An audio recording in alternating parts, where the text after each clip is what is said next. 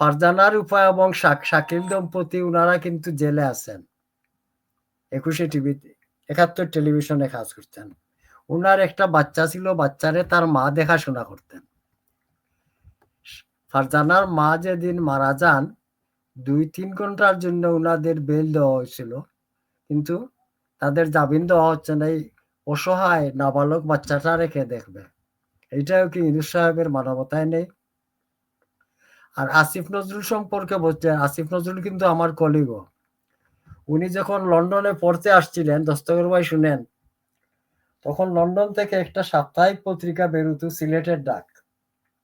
আমরা ৬০ জন কাজ করতাম, আসিফ নজরুল, আমি, বিধান গোস্বামী, সুজাত মনসুর। তখন এই যে সে বাটপার ছিল, ওর কাছ থেকে ২ পাউন্ড, ওর কাছ থেকে ৩ পাউন্ড, এইটাই নিত। বাটপার আজকের না, সে চিরদিনের বাটপার এবং মৃত্যুক।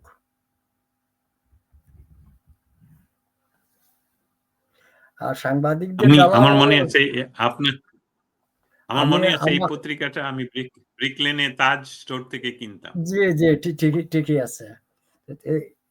এইটা হলো আসিফ নজরুলের চরিত্রটা আমি বললাম।